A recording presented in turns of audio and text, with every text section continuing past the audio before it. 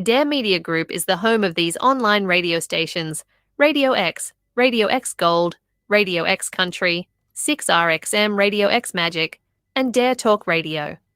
Find out more at daremediagroup.com.au. Hello and welcome to everybody in Australia on Radio X. We're glad to be with you, I guess, this afternoon or this morning, depending on where you are. This is the Sportcat Show. Me and Harley here have a great show lined up for you tonight. How are you, Harley? Hello, I'm good. How are you? Good. Well, we had asked previously for a guest that had been on the show, and he's graciously agreed to come back. He's a content creator from my neck of the woods. Yeah, from your hood. And he's going to be here to talk to us some more about his adventures in stealth camping. And hello there, Northwest Wind. Sam, how are you? Hey, guys. I'm good. I've been better, but I'm doing okay, I suppose. How about you? Pretty good. Trying really hard to run a show. Yeah, I hear you. Thanks for having me back, though. Happy to come back anytime, like I said. Oh, dude, we love having you here. And conversations are interesting with you, so why wouldn't we? Yeah, I watched your last two videos, and they weren't your typical go hide in a dumpster or on a roof or something. You went in the woods and for a change. Yeah. Hello, Chris. Yeah, and it didn't necessarily go too well. Sorry, I'm pulling up the chat myself so I can follow along. Hello, everybody that's here. I went to look at I have a series on my channel, just property tours. I've been looking to buy some property on the Allegheny River in Western PA for years. I can finally afford to pay a loan now. So I can't afford it, but I can afford to take a loan out, which is fine. I guess 30 years, hopefully I'm still alive. It'll be paid off and I'll be like 70. But this was a property that I looked at back in like August or September, and they lowered the price by over half to meet my offer, which I thought was strange because I didn't want the property when I went and looked at it, but I made a disgustingly lowball offer for fun, and they kind of balked at it. The realtor was kind of a dickhead, said, "We're not going to take a penny less than whatever, no matter what you offer." And I go, "That's fine." And then naturally, 60 days later, the realtor calls, "Hey, they're willing to meet your number." I'm like, well, thinking about it now, like I'm only really willing to offer less than what my initial offer was. He's like, "You can't lower your offer. You already offered them this and they're willing to meet it now." I'm like, well, 2.5 months ago, you told me they weren't going $1 less than this, which was twice what I to begin with. I'm like, so they can take it or leave it. I'm like, I'll go out there and drive out there and look at it again, because the price for it, even though I don't want it, the price was worth me driving just to see it again, a couple hours each way. So long story short, I get there and it was late in the afternoon. He said, "I need to decide by tomorrow at, I think, 2:00 or noon or something, like by tomorrow afternoon, because I have another buyer. By the way, it still hasn't sold yet." And that was like 3 weeks ago now. But they always have another buyer. Yeah, always, magically. So you can watch the video. But yeah, I decided I'm just going to camp there. I'll do this week's camp.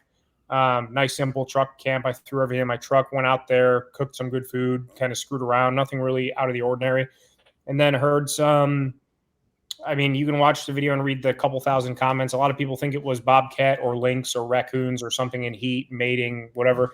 I don't care what anybody says. I've spent over 200 nights, probably between 200 and 300 nights in the woods in various shapes and forms and different places. And I've heard just about every sound it has to offer. And this, to me, was a human woman, unless it was a man screaming like a girl. To me, this was a human guttural, piercing scream. Long story short, I called the state police, and it's been 3 weeks now, and I have not heard anything since. So wow. Yeah, watch the video, and it had you rattled. Out of all the ones I've watched with you, that's the first one where I've seen you been rattled. And hello, Camping with Champion. I'm trying to get you to come on here. So, hey, Todd, I can put in a good word with Todd. I think I told you last time, I can't ask or tell people to do anything, but I can always put in a good word. That's the best I can do. So since Todd's here. I've stalked him on Facebook. So Have you? I think you mentioned you were talking. I was thinking you mentioned someone you were really trying to get in touch with. I thought it was Tony in my mind, but I guess it was Todd. But I think I said reach out to Tony too. I'm not sure. I reached out to a lot of you because I'm fascinated by your story, and especially when you get something like this, because I know you've had the video where you went out looking for Bigfoot, and yeah, you didn't have much success, but this rattled you. This really rattled you. I could tell. So when I did the Bigfoot video, that was more like a challenge. I'm not saying I don't believe in strange things because I believe in the existence of strange things. I just don't know what or who or where. I'm a big alien guy, so you can get me down that rabbit hole any day of the week. But other things, I mean, if they're out there, they are. And if they're, Les Stroud said when he did his Bigfoot series, it's very simple. Either it exists and some of this is real, because obviously some of it's hoax. He says simple terms and it's easy to understand. Either it's real or it's not. Yeah. There's really no other. There's no third option, so to speak. Yeah. And when I did the Bigfoot video, I wasn't out there being a proponent of it coming to attack me in my sleep or like steal my food or hang me upside down from a tree or something. But I saw, what did I do? 5 or 6, 7 different tactics and whatever weird things that the Bigfoot experts say are things that might, blah, blah, blah. And as far as I know, nothing came of it. This, though, like I said, nothing happened to me personally, but I'm sitting in my truck. Stop, Zero. I'm sitting in my truck, and I had the heat on because it was cold. It was like 40 some degrees, and I'm on the phone with Jessica, just checking in. And the windows are up, the heat is on, and I'm talking on my phone through my Bluetooth, and I hear these screams. And I, for a minute or two, blah, blah, blah. You can watch the video, but again, I could hear it. I don't know. It did rattle me. It really rattled me because in my mind, I still do. I have no doubt that it was a human being. That's scary. Right. Well, it was loud enough to be over your all that stuff inside the truck, and the new trucks are pretty sealed up. So yeah, that's got some vocals on it. Yeah. I also, I don't know. I can't shake the feeling that it was a human being. Like, I don't know. It might be combative or like counterintuitive to argue with people on YouTube. And I've kind of really stopped that. I've been actually deleting a lot of like hater comments, and it's been very freeing. That was a suggestion Todd gave to me. He's like, you give these people attention. That's exactly what they want. So there's a line I draw in the sand, criticize me or make fun of me or call me names. But once it gets beyond a certain point, I take care of them. But with, something like this, I'm not arguing or being combative or trying to like hoax people into believing one thing or another. I'm going to stand by. I truly believe that what I heard was a woman screaming. When you called police, because that was a real rural area. Yeah, it's fairly rural. Yeah. How did that call go? I hear screaming in the woods, and I don't know what it is. So, okay, hang on one second. Let me mute this dog for this dog real quick.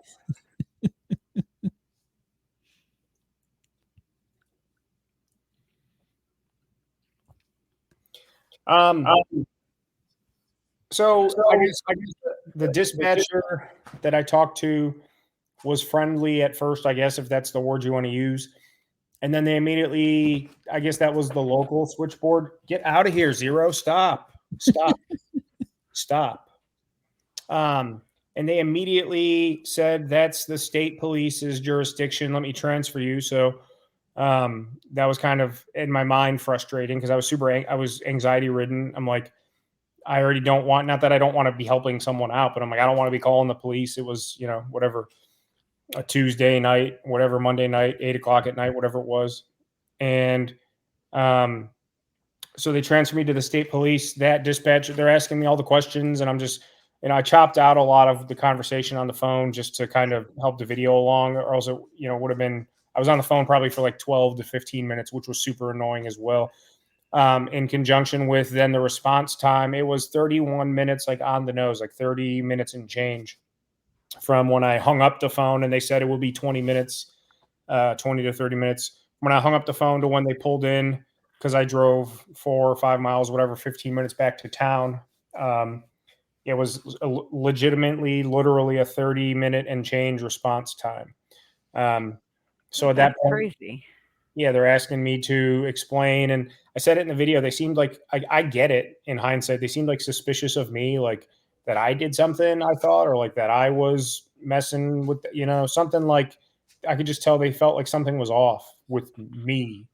And then they asked me to lead them down this holler, essentially, like it's like there's the turnpike, and then about a 10-minute drive down a state route into the valley, into this little town, and then this holler is off the state route just outside of town. And we were like probably between 4 solid miles up this pretty much one. It's not one way in, one way out. Essentially, I guess it is. Actually, it is. It's one way in, one way out, and it's like a vehicle and a half wide at most parts. Like if someone else is coming, you're backing up or looking for the nearest turnoff to let them pass.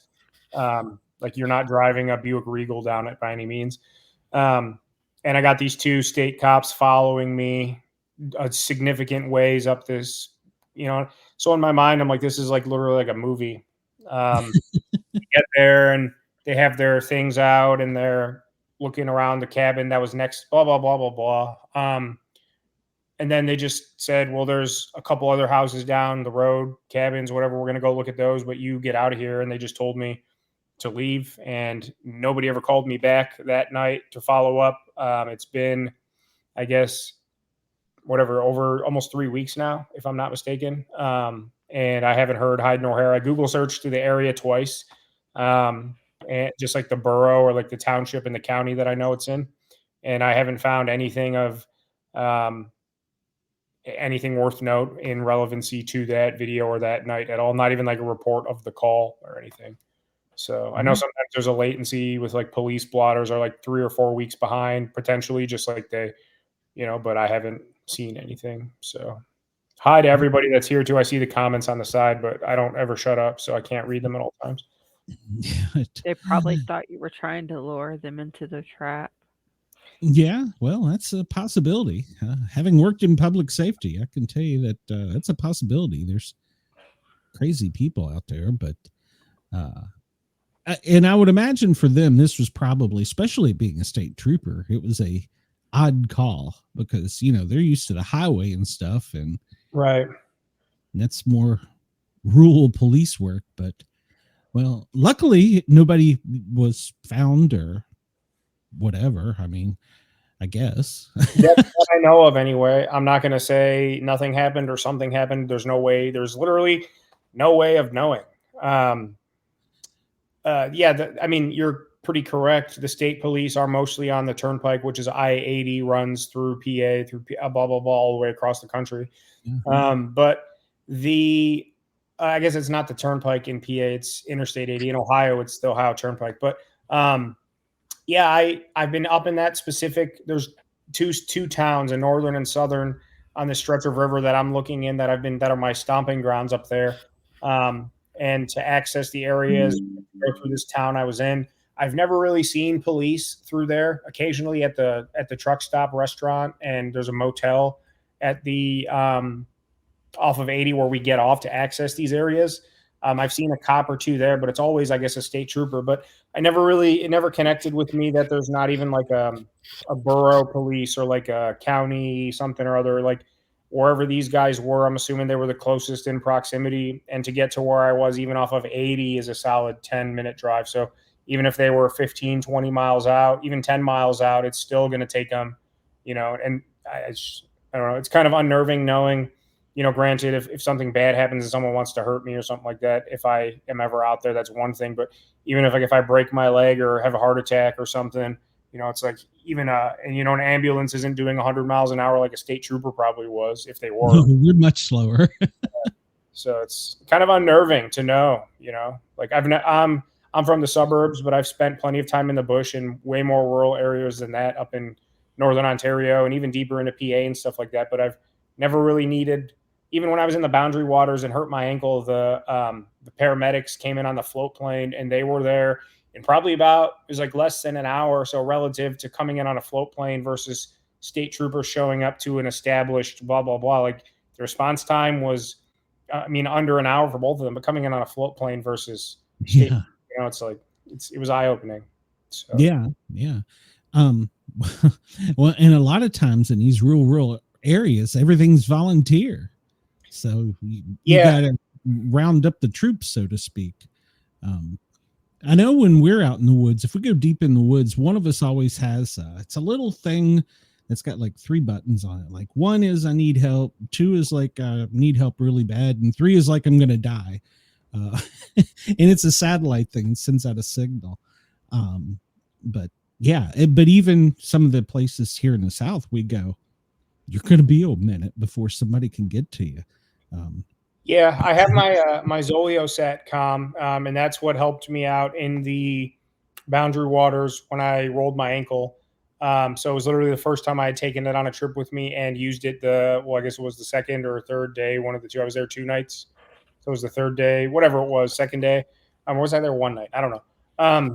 So it came in handy. I take it with me when I go deep into PA because a lot of areas that I'm familiar with now, I know where I'm going to have service and not based on kind of like where my like a lot of my campsites or hotels and stuff we stay are based to get to areas that we go fish. So I kind of know we have a lot more like home base areas now than we did a few years ago. So having something like that, even just to text back and forth with my wife, it's intuitive through the cell phone app. So as long as I have a signal through the Zoleo, I can literally just, I can't get calls out, but if I need the SOS, and I can text back and forth with Jessica, which is nice. So it's worth having. And I think it's like $15 a month when it's active, and when it's dormant, it's like $4 a month. So if I only, I'll activate it Hello, Brenda. So it's worthwhile. Yeah. Yeah. I know when we were deep in the woods in South Georgia, my cousin had a heart incident of all times in the middle of the night, and I was asleep, and it took me about 45 minutes just to get out of the woods from where we were. And then probably another 30 minutes to get to a hospital. So, right. Yeah. A lot of people don't realize, you get used to the city stuff and you think, oh, 911, they'll be here in 8 minutes or whatever. Yeah. Not out in the woods sometimes. And sometimes you are it. Yeah. I guess he's a ranger, the bush pilot. He works for the U.S. Forest Service. When he flew in to pick me up, and he brought a first responder from Ely, Minnesota, so a local. So you have a forest ranger who has a float plane, so he's everywhere, and then just another medic that is in one of the northernmost towns in the continent, as far as in the United States, on the border of Canada. So they're dealing, a good majority of their workload accoutrement is rural or bush injuries. And unfortunately, I was with them for a couple hour and a half as we tied me, blah, blah, blah, blah, blah. They said a majority of the injuries up there are broken limbs and or heart attacks from the strain of canoe tripping and backpacking and ice, what do you call them? ATV, snow, all that stuff. Mm-hmm. So a lot of times it's either a broken limb or a heart attack. And they said, unfortunately, like over 80% of the time, they're arriving for a heart incident and it's, beyond time to do anything. Yeah. And then at that point, they can't do anything at all until a coroner then comes to fly in. So, by the time they get there, they can't do anything. And then they can't do anything to help you. And then they can't do anything for you or with you until other people get, it's not a good way to go out.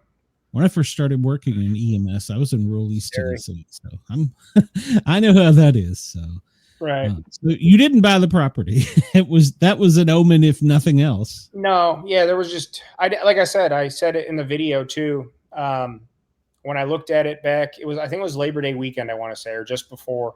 When I looked at it back then, I said I can't really do anything with it at all. But the price is nice, but it's still too high for what it is. And then literally they chopped from what they were asking originally, and they won't go a penny lower. They chopped it in half. And then I'm trying to play ball with them back and forth just on before I drive, So I didn't want it anyway. Even at half the price, it was still in my mind. I mean, yeah, the price was nice for 2 acres, but it's 2 acres on the side of a mountain. Like I said in the video, like 2 Silverados was all the flats, I'm trying to say. So, something else will come along, I guess. I'm kind of done looking, honestly. I've looked at a lot of different cabins, falling down cabins, good land, crap. Everything's got strings attached. And it's like Mhm. finally something like that with the half price that they cut it in half, like just full transparency. I could just pay cash for that and be done. But it's like, finally something I can actually afford because they chopped it in half. If they kept it at the full price, I'd have to loan it. If they chopped in half, I could pay cash. And it's even that. It's like the strings attached. Well, I can afford it with cash. It's 2 acres, but I can't even use 1/10 of an acre of it. Like just to excavate it alone would cost me that extra half that they chopped off the price to make a flat enough area to do. It's like, So, then you got to put in the septic and all. Yeah, it's a 100%. Right. Yeah. Well, so since we last chatted, have you done any more stealth camps? When was I on? Was it like June or something? You had done Starbucks, Oh, the roof of Starbucks, not long before that. Recent, yeah. Okay, so I was on here sooner than that. Let me check my videos. I thought I was on here earlier than that, but I guess Starbucks was September 4th. So so I guess I was on here sometime in September. It seems like it was longer than that ago. No, it was here recently. Yeah, I know it was this in the second half of this year, but it just feels the years flown by.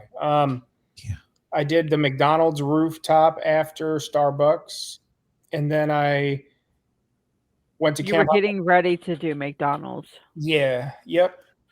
And then I attempted to camp on that train bridge that was falling apart. That's right. I went back and I camped in those woods where I got chased out of. I accomplished that. The church that was the haunted Helltown church where the property owner kicked me out. Literally, I was there less than 5 minutes and got kicked out. That was awesome. I did the luxury Walmart truck stealth camping when I got that new air mattress set the night before my anniversary. Yes, I remember that one. I camped in that. That was a couple weeks ago. I camped in the that camo bivy tent. The one that rolled over. Yeah. So I think as far as stealths go, were any of them really? McDonald's was successful. The bivy tent was successful, and then the train. Yeah, you told us about the Walmart when the person was knocking on the door trying to come in. Yeah, so Walmart and I have a relationship. That was, I think, my 4th, because I slept in my truck there the night before our anniversary so I could get her flowers and coffee and stuff. So that was last month.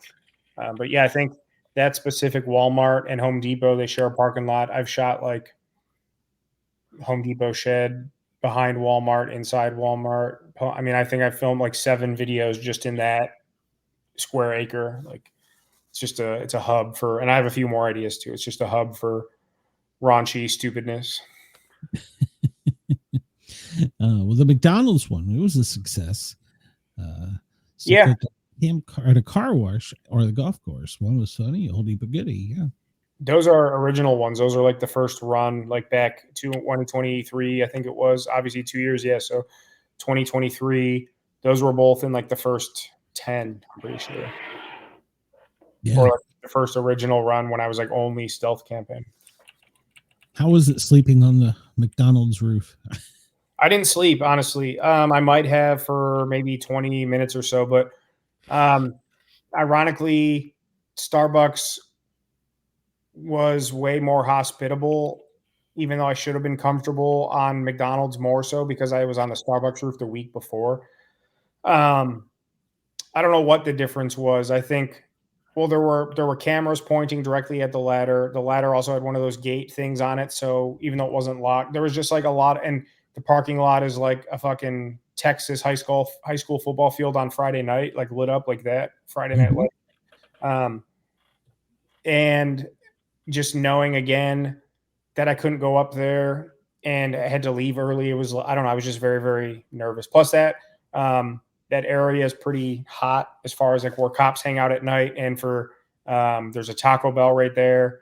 The Dollar Tree across the street where the cops messed with me. That they were nice, I guess, but I didn't, so I just know that they lurk in that area pretty well, including when I stealth camped behind the dumpster at that McDonald's and a cop came through and my truck was in the lot like earlier this year, January or whatever. And he like pulled through and lit up my truck to see if someone, even like just with his thing in his car, the handy light, whatever you call it. Yeah. So So I knew. I mean, if you're in any other area that you're not familiar with, you don't know what the unknowns are. But I knew what the possibilities of law enforcement and cameras that might be watching the rest. Because it's a McDonald's, people, private security stuff like that. There was just a lot of potential that I was aware of for malfeasance to go wrong. Yeah. So it was a long night, but I mean, I got up there after they closed. I left right as they were opening, and yeah, nobody has said anything yet. So You're Sleeping on the Roof reminds me of Channing Tatum's new movie that's come out or is coming out. I sent the picture to Glenn, The Roof Man. oh, my buddy was telling me about that. He's like, he doesn't he like rob McDonald's from above or something like that? Like he Yeah, and he does like Walmart and my buddy, my best friend, he, I'm 99% sure. I don't know if it was the night that I was at McDonald's or like the next night, but him and his wife went to go see that in theaters, and her water broke when their baby's born now. It was like a month, 5 weeks ago now. But I was on McDonald's roof like either that night or the next morning after that. They went to see that Roof Man movie and only made it like 20 minutes in, and her water broke. So it's like a running oh joke. my. Yeah, so the baby's healthy and everything, but it was like a running, or it was like a funny coincidence, I guess, that they were watching that while their best friend is on the roof, and then they have the baby. It was just like a cluster F of weirdness or coincidence, I guess, if you believe in that. Well, now that it's getting colder, do you still like to do it in the cold, or some people like the summer camp? So No, I mean, the cold is just a byproduct of the time of year, but what really bites is the time change, because I mean, I say it in this week's video too. Even when it's light out till 7, 8 o'clock, It's I still don't. dark as all get out here in Ohio at that time. Yeah, I mean, by 5:15, it's dark here. And that's I gonna. get off work at 5 and it's dark outside. Yeah, it's miserable, and then being cold on top of it. It's just, if I've said it a lot, like if I'm out there from 7 p.m. to 7 a.m., let's just say, um, being in the light, and even if it's cold, it doesn't matter, but being in the light and filming versus, because if I film 2-3 hours worth of footage for a 30-40 minute video every week, that's only 3 of the 12 hours I'm out there plus the sleep. It's like there's nothing to do. And now you're adding in Extreme cold. yeah, extreme cold, longer darkness. Like it gets pretty boring, and like, why am I doing this? This is my 2023. So the winter 23, winter 24. So I'm going into my third winter of doing this weekly, and yeah, it's definitely not like the first year. I was like, it sucked, but I was kind of all about it because the stealth camp coming out tomorrow, stealth camp number 56. Over a 2 year and change span, plus all the other videos I camp in the cold, fishing, all that other stuff. But like when I'm not waking up to go fishing or waking up from a camping trip to go fit, blah, blah, blah. It's like the only reward I have is people watching me on YouTube. I mean, it's fun. People enjoy the videos and stuff, no doubt. And the channel's still growing. But in the short term, it's not like I'm making hundreds or thousands of dollars each week off of posting a video, which is eventually the goal, but it's like I still feel like I'm paying my dues because obviously I'm not making a living off this yet. So right now, yeah, it's still a little, but then again, it's like the guys that start any company, McDonald's or Amazon or whatever, they're working out of garages, they're taking out loans, they're working 19-hour days, they're broke, then they're mint, then they're broke again, then they're, it's like, I'm not comparing myself to any of those guys, but the ideology is the same. Nobody just starts day one and is successful overnight. That's what everybody says. They're an overnight success that took 5 years to get there, Yeah, YouTube is hard work. Don't let anybody fool you. So no, it is. But then there's also those strike it viral pretty quick. What I'm saying? The viral game I guess it's like essentially winning the lottery too, like. You gotta be at the right. You gotta have your video go out at the right time, and to be the right content and get the right attention and the right audience to hit it big. Yeah, pretty much. Unfortunately, we're not that people yet. Not yet, anyway. Yeah, we're getting there. We're getting there eventually. So eventually, We haven't hit the old people yet. They're not on here to watch us.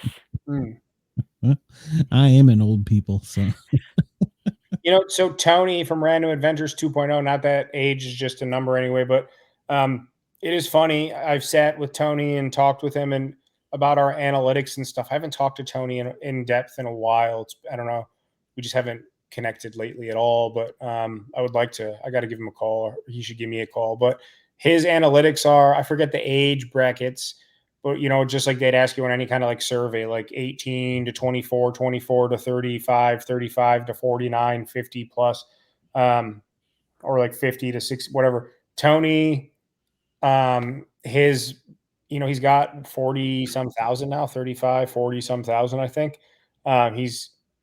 His bracket of age is that, like, I don't want to say seniors in like a derogatory way, but of like seniors, like 50 or 60 plus, versus mine is more of like kind of mixed, but on the younger side. And then I know Todd Champion kind of has a mix of both, if I'm not mistaken. But it is really wild that they can break down and actually see who is watching your videos. And then obviously that's who they're going to target more as well when they're pushing your videos out. So it's YouTube, it's in an AI and the algorithms. Things have changed, especially in the last 6 months. I've noticed it myself because I'm on YouTube every day. I put in a lot of time on the back end of things too, even just responding to comments. But I'm pretty in tune with what's going on analytically, even though my channel is not huge. But things have changed or are, I guess, ever evolving. But especially the second half of this year has been very interesting. Yeah, they've changed, and depending on your content, they will boost you or push you down. So yeah, it's like I said, it's hard to get the right balance. We're privileged to be on the air in Australia with Radio X, and we've got a station down in Florida that replays this. This will replay there tomorrow night, and so we're kind of blessed that way. But the other thing I've noticed is, and Mrs. Sportcat, she's like, you got to do TikTok. I hate TikTok, but you can't pull people from one to another. It's almost impossible to get somebody to switch off whatever it is they like. Yeah. No, that's 100% true. I have a TikTok, just like I have a Twitter, and I use Instagram pretty much frequently, but I don't use anything else, just my Instagram. And then obviously YouTube's the forefront, and I have my email and stuff. But I have a Twitter, I have a Reddit, and I have a TikTok, but mainly just to secure them in name. And I use them for my personal stuff anyway. TikTok in particular, it's the same thing with the YouTube shorts. Everybody's all about the YouTube shorts, and it's basically YouTube's competition to TikTok. And I can promise you, I've had a few TikToks accounts that like stole my content. The scared running through the woods video, one of those people accosted me. Some of them got like tens of millions of views, which was cool for me to see. And but the finances there, it's like, I remember asking ChatGPT at the time, like, how much does 20 million views on TikTok pay you? And it's like $40 or something. So at first I thought I was getting screwed out of money. And I'm like, I guess it's negligible. 20 million views on YouTube's a heck of a lot more than $40. Yeah. But I got a lot of people saying, here from TikTok, here from Chilling Scares or whatever it's all called. And I made one myself and uploaded some of my own clips that were kind of like, that eye-catchy style. But yeah, it's really hard to get people from one platform to another. They're almost, even if you tell them to, they're almost going to either do it on their own or not. Like if they see, I want to watch this video, or this guy's funny and he's got a YouTube link, that's when they're going to go do it. But it's basically on their own. Same thing with the YouTube shorts. People keep trying to, especially on Reddit subs and stuff. And in like, if you watch like other creators like Mr. Beast or other big time YouTubers, YouTube shorts, I feel like YouTube is pushing them really hard because they want to compete with TikTok, but those views and monetization don't count towards your algorithm of your long form content the same, as well as let's just say I upload a short tonight and it goes viral and I get 1 million views and 1,000 subscribers. The monetization is not the same. So 1 million views for a long form video versus a short is negligible again, which kind of sucks.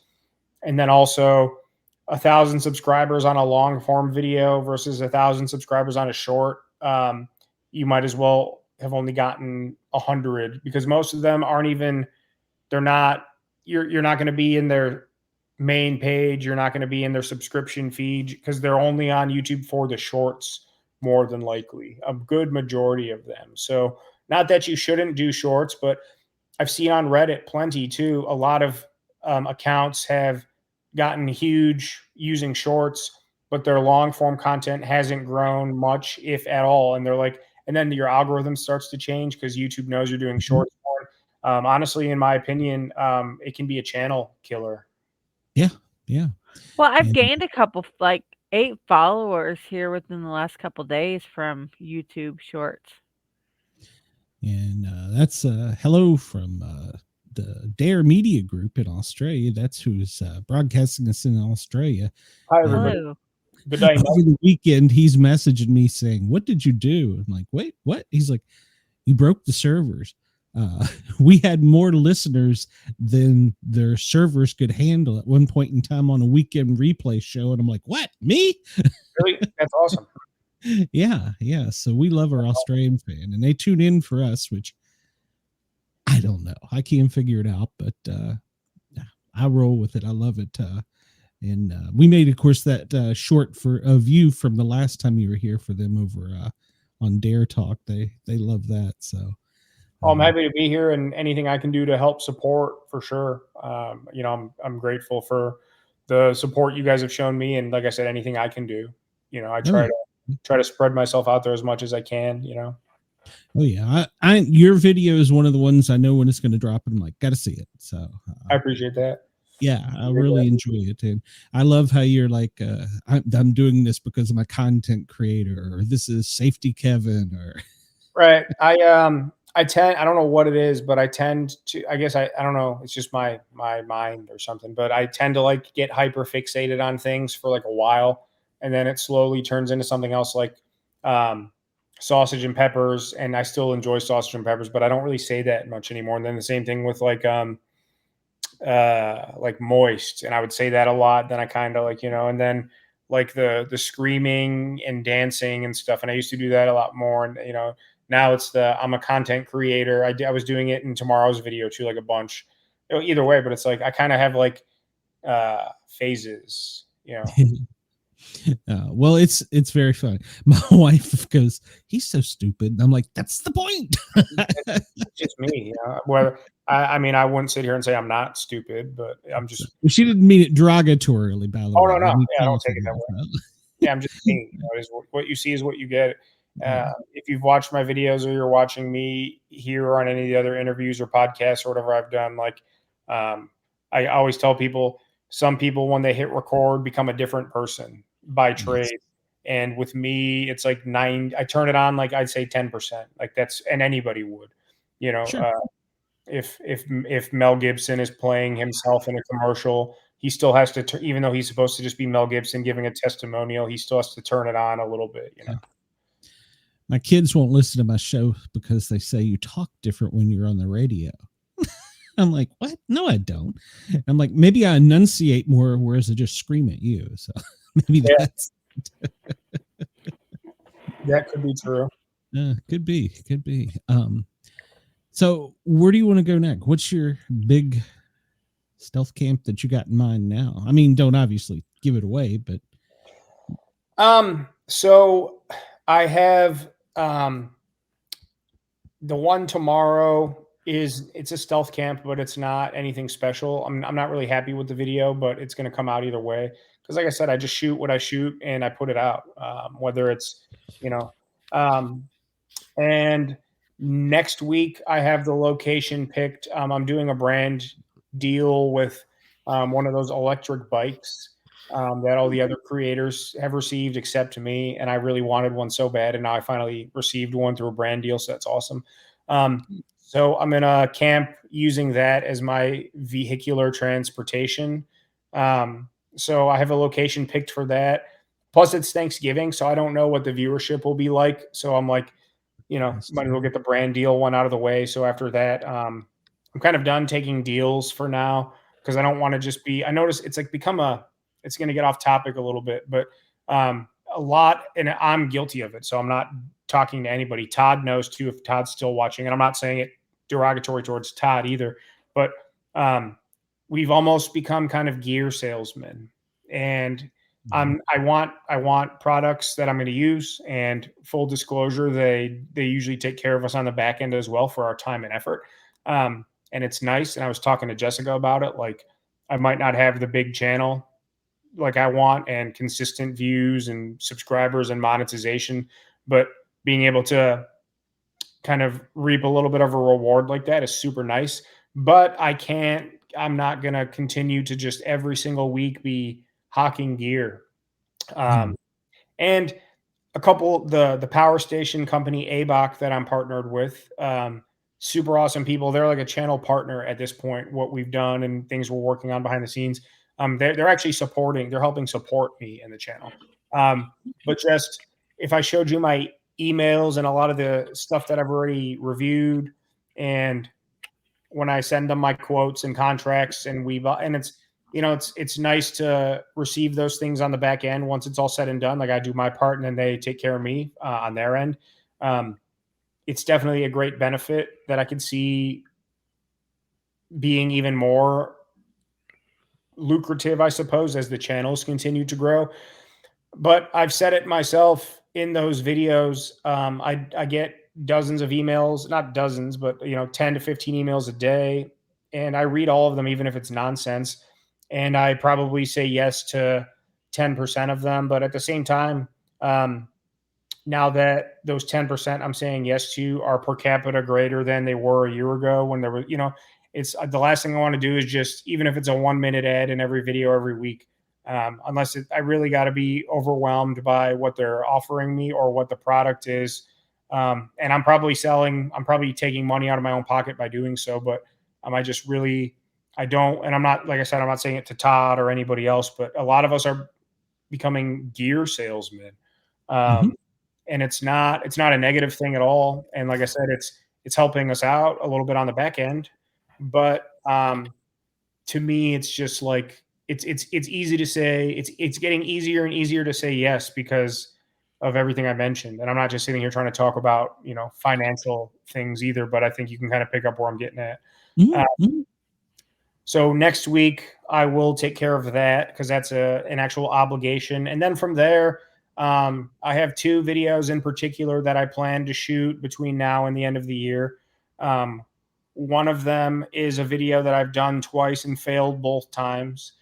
And then another one is what I call a very, very risky one, that I don't know how I'm going to, not that I know there's a couple different ways I can pull it off, but I don't know how I'm going to. So I guess we got 5 weeks left in the year. So including next week, that's already going to be shot. I got 5 videos left. So I've got 2, what I call premiere stealth camps coming for sure. And then I really want to do a couple good winter camps this year too. Like, I did last year the Temu survival blanket challenge, and I hate to say it, but in my mind, I opened it. I'm like, I'm going to see how long I can pretend I have a broken leg in this thing. And I tested it out in my backyard just to see what it was like. I'm like, I'm not going to be out here for in my mind, I'm like, I'll be home before 10 p.m. And of course, what is it? I was out there for 3 hours and it was ripped and torn and I was frozen. I'm like, there's no way in my mind, I'm like, there's no way in hell I'm making it through the night. Like, let's be honest. I've never camped in the snow, but the cold is challenging. Yes. Yeah. So I'd like to do a couple snowstorm camps this year. I have a couple different mechanisms how I'd like to do that. And then the cool thing about winter time is it opens up I try to save indoor camps or camps that I know would be good for cold weather for this time of year. So There's one that's really, really on my mind that I've been waiting to do. In the past 2 winters, time just escaped me, and I don't know why, because I think it's a really cool spot for indoor winter camping. So I'm going to do that probably on like the polar vortex week, whenever that comes into town. But then that also begs the question, or do I do a outdoor winter camp in the polar vortex and get to use that in the tight, you know what I'm trying to say? It's always like Harley said, it's like you don't know what you're missing out on or what you might not be capitalizing on. You know what I'm trying to say? Like, it's tough. But yeah, so I've got some ideas, and then my list is growing and And long. this is Ohio. You never know when it's actually going to hit. Right. 'Cause we've been in the 50s. Like yesterday was in the 50s, and then it went chilly, and then today it's been hot and cold. And we had well, you're north of Snow me, and snow last week, right? And some places out east of us, like about an hour east of here, got almost a foot, and it's all gone now. But yeah, ours didn't even last a day here in We had- Parma. So like 2-3 inches, it was gone within 48 hours. Well, just for the record, that would shut Atlanta down. They wouldn't know what to do. they don't shut nothing down here in this area for any snow. Though, no, here in Ohio, they close schools for heat. When the heat goes out. When it gets hot during the summer, they'll close the school. It's crazy. So, But they could have school when there's 3 feet of snow on the ground. We had way more snow days when I was a kid, but also there was less plows, and there wasn't as much, like, now it's not even, they use salt, but they also use like salt and sand mixed. Yeah, they use all kinds, and there's like this blue chemical stuff, I forget they call it, isopropyl jamocha loco, whatever the hell it's called. And it's not as hard on the roads, but I'm sure way worse for the environment. But so it's like they just know they have better technology, better ability than they did. I just turned 34, so you're talking, whatever, 20 some years ago at this point. But yeah, we used to. And here in Ohio, they start putting plows out when they even get the slightest bit of. And they do like there's plows out right now here in Parma, and there's no snow on the ground. Right. Wow. We have one snowplow in like Metro Atlanta, and it's probably broke down right now. There's so many in Ohio. Like there's 10 to 20 running in just my little area. Yeah, every city has its own fleet, if you can imagine that. So even just imagine, I don't know, 15 individual cities or so. Probably, I don't know, in Cuyahoga County, how many cities are there? And each business has their own private contractor that I mean, yeah, it's like there's, But it was East Tennessee was a little bit better. They did when I was in Knoxville, Knox County. They had plows, probably not as many as you guys, but at least they had some. Plus, well, you know how it is in a country. You take care of your neighbor. Somebody in the neighborhood's going to plow, and they're going to come. So, but yeah. I've never camped in the snow. I almost want to try it, but I hate the cold. So, I mean, but you go in prepared. You're going to be cold no matter what. But obviously, having cold hands or a cold face while you're out hunting or ice skating or going out to get your mail, I mean, that's just like part of the game. But camping or I have been out fishing on the boat when it's 40 degrees and raining or sleeting, or we go fly fishing in late March, early April, or even if we steelhead, which I don't really do much anymore around here. Steelheading's, over the winter. And I've been balls deep with ice, or not like locked in ice, but like walking from an icy shore into thigh balls deep water, and it's just part of the game, wearing, what do you call them? Long underwear, and then wool socks and a pair of sweatpants, and then my waders, and I'm wearing a t-shirt and then a thermal and then a big heavy flannel, and then my like over, and it's like, it's just part of the game. A lot of times throw on 2 pairs of wool socks, just blah, blah, blah, earmuffs and a neck gaiter or a face buff. It's like, I've been in the South too long. So, yeah. So Todd is in Alabama. At least right now he is. And, even being in the 50s at night, most of the winter, I'm sure it gets down in the 40s and 30s, but I mean, nothing like up here. Like a cold stretch for them would be like our entire November through March. And I'm very envious because, yeah, I do even having the low light and less daytime, the temperature alone would be a big caveat to doing more throughout those months. Or even living out on the West Coast or in the Southwest or something like that. Like it's definitely, it can be harsh for sure, especially on the mental state and all that too. Like, the shorter days are one thing, but then it's cold, so you don't even want to be outside, blah, blah, blah. It's, it weighs on you, especially, certain people more so in particular, I'm myself included. Me. Yeah, that was one thing I wanted to talk to you about. You had a period where you were kind of down. So how are you now? Well, and I had too, to be, open transparency there. Well, you go first because I want to hear what you have to say too. Your experience is just as important as mine, even if I'm the one being interviewed. Well, no, thank you. Basically, I've had this, it feels like a hollow, empty feeling. And it's like, hey, do you ever crave a chocolate bar, a Mountain Dew or something? It's like a craving that you can't get cured. I've had therapy, and of course that told you that they're trying pills. But a lot of times you just kind of have to pull yourself out of it. And the first part is sleep. You got to be able to sleep. And if you can't sleep, then it's just going to spiral more. So I managed to get my sleep habit back, which helped a lot. Good. I quit the Mountain Dews. That was my only vice. That was my only vice. I don't do anything else. That was it. But and I've pulled myself out, and I've done some therapy. And basically I've come to the conclusion with therapists, and God, if she's watching, basically they're just a coach. They're going, attaboy, you're good. I mean, am I lying? No. So you hit on a few things that like are super relevant to me in my experience too. So I'm glad that you went first because, and also, I try to be a champion of talking about my own to encourage other people to talk about their own. So I kind of Jedi mind tricked you into talking about it, which proves my point that that's exactly what I like to do. So, amen. So good for you. And it's your show. Yeah, I'm not shy about it. And I think that's another thing that helped me because I get a lot of live interaction with the chat. Mm-hmm. Tonight it's not as lively, but I get a lot of live interaction when I'm doing a show. And so I get feedback, and it makes me feel good to have people I'm engaged with. So that helps.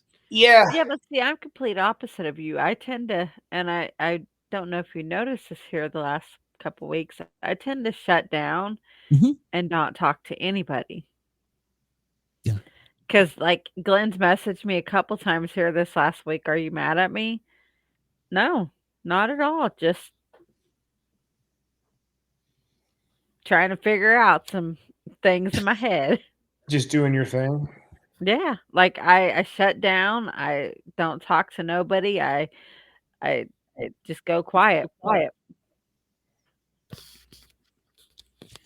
I think I could do that. I'm not a loner, so to speak. So. Well, I'm not either. I'm normally a people person, but with work and life and everything else, I just get into that moment where I don't talk to nobody. I mean, there's nothing wrong with that. I like to isolate a lot of times too, just to kind of like cleanse myself of other people and their problems and stuff. And not like that I want to not help people or be a friend or someone to be, blah, blah, blah. But it's like, it's almost like that you got to figure it out yourself, which Glenn, you kind of mentioned. And also, I'm pretty selfless with my time and like to help people and even talk or listen with people. But certain times, I get an inbox a day full of people, and it's good. I have ongoing, it's like with so many people, it's awesome. I love it. And it's not always bad or like Debbie Downer stuff. And I'm the king of, I put myself out there, Debbie Downer, plenty as it is. So I'm not degrading anybody, but sometimes, like you're saying, Harley, is like, I just like to shut it all off as much as I can. And even like with Jessica, not that, she'll tell me about her friend who's going through some stuff right now, or I'll tell her about, my friend who had the baby, there were some issues. Everything's perfectly fine and they're healthy, but there were some complications and stuff that, you want to talk to people, blah, blah, blah, people you care about. But, I find myself more so lately saying like, I can't hear about this right now. I got too much on my own plate. And it's not that I don't want to hear about friend X or this is or that's, but it's like right now, like if you ask me in a week or tell me in a week, I'll be able to be like, oh, that's blah, blah, blah, this, that. But I don't have the capacity to like internalize it or actually like take it at face value to, I guess, internalize it and hear what you're saying to me or try and be helpful on the other end, or even just like be fair and, like I said, hear what you're saying to me, because I'm so wrapped up in my own stuff that it's like, it's like computer overload. I can't fit anything else on my hard drive right now, And see, I'm the type of person, like, I don't like to put my issues that I have onto other people. So That too. I tend to just go inward and try to deal with them myself, because I know Glenn and my other friends have their own issues that they've got going on in their life right now. So I really don't want to like put my issues on them. And that's a lot of my whole with my autism and everything. I tend to decom go inward and not exactly explain what's going on. I just go inside and stay in myself and not talk to anybody. Yeah, I mean, it's almost easier to do that at certain points too, because it takes you out of all those other conversations and And situations. I deal with people 8 to 10 hours a day. Yeah, that's And when I Yeah. get home from work, I have my own stuff running through my head, and it's just hard after, because yes, I am a very social person. I like talking to people. But after doing it all day long, I come home and I'm like, no. Right. I get that totally. When I was on the ambulance, it was like that a lot of times. I'd be just like, let me be alone for a while. Sorry, they've got my OCD right now. They've got my headphone cord all just All right, Sam, we're at the top of the hour, so I want everybody to know where they can find you and what you got coming up. And as always, thank you for coming on. I love having you on because you never know great conversation. With you, like I told you before, I'll go running into a burning building, but I don't want to stealth camp. Will you try it one time? Something super benign. Yeah. If I come up there, I might try. He could come to Ohio and meet me in person, and then we could stealth camp with him. Yeah, there's plenty of all three stealth camp. Right. I won't rule it out. Fair enough. Hey, I've been trying to get him to come to Ohio for a while. Yeah, real quick, one thing I wanted to ask you guys is, how do you know each other, or how did this all come into play? I don't want to burn up the rest of your time. No. Well, I've been doing a show for about 3 years now, and we met through a mutual acquaintance. My co-host. And yeah, that's right, her co-host. Uh-huh. And we all borrow and pull each other here and there. And I would be like, hey, Harley, you want to come in and co-host when my regular co-host is out? And she said, sure. And then one of my co-hosts, she ended up working full-time at night. And the other one was having some family issues and just got out of social media altogether. So I'm like, Harley, get your ass over here. Right. Yeah, sometimes I feel like doing that too, especially the more people come along and join this train we're riding. And it's like, I don't know what I'm getting myself into sometimes, but I'm with you. I hear that big time. But yeah, it's a big podcast community, and that's how it works. It's good to know people, especially I've met a lot of creators, and I'm friends with even like Todd, and I text fairly frequently, blah, blah, blah. Whether it's people that do digital design and thumbnails, or people that have podcasts, or people that have shows for this or that, or other campers or other outdoor people. Honestly, Glenn has become one of my best friends, and my son did all my thumbnails for my podcast. Beautiful. All right, Sam. So Northwest Wind on YouTube. Yeah, Northwest Wind on YouTube and on Instagram, the Northwest Wind. New videos every Thursday at 6 p.m. And occasionally you'll get a solid video every Thursday at 6. And then occasionally, if there's ever another video, it's Sundays at 6. So every Thursday, some Sundays, YouTube, Instagram, the Northwest Wind. My contact info is in the description of every video. So if you need to email me or want to get in touch with me, Instagram DM or email me. I respond to everybody, even if you just want to tell me that I have a crappy beard or something. I know it's a nice beard though, right? Go ahead and get in touch with me and you'll hear back from me one way or the other. And yeah, thank both of you guys for having me. I'm glad to come on and anytime you want me. Hey, yeah, I love having you on here. And let me read this one comment real quick. Susan says, for me, I get overstimulated with people and their energy. I tend to take on other emotions and their problems can begin to feel like they're on their own. Or my own. That is me. Exactly. Right there. That is how I am. That's it. Sometimes you got to chop the head off that beast and just kind of worry about yourself for a little bit. That's right. All right, Sam. I'll message you and send the word out to Tony and to Champion that I don't bite. So I'll be nice. I promise. So. For sure. Yeah, you have my word. I'll text them right when I get off here. I can't guarantee anything, but Todd was here, so Todd's not. I know. He's feeling me out. He was probably, like I said, I stalked him. So right. Maybe it was creepy. I don't know. All right, Sam. Well, have a good one. We will see you soon, I hope. So, all right. Thanks, Glenn. Thanks, Harley. I hope you guys have a good Thanksgiving. All right. You too, brother. Thanks. Thanks. Bye. Bye. That was great. Let me stop this over here real quick. So, as you know, every week we have more than one guest. And and this week is no exception. We have Bryce Ingram. Is it Ingham? I'm sorry, I was saying Ingram. He's got a That's comic my last name, Ingram. And that's probably why I was doing that. And it's pretty cool. We got an advanced copy of issue 1. And being an animal lover, it was really cool. And then being a science fiction lover, I love that it was Death Dog issue 1 from Ahoy Comics. So let me bring him out here real quick. Hello there. Welcome to the show, my friend. How are you?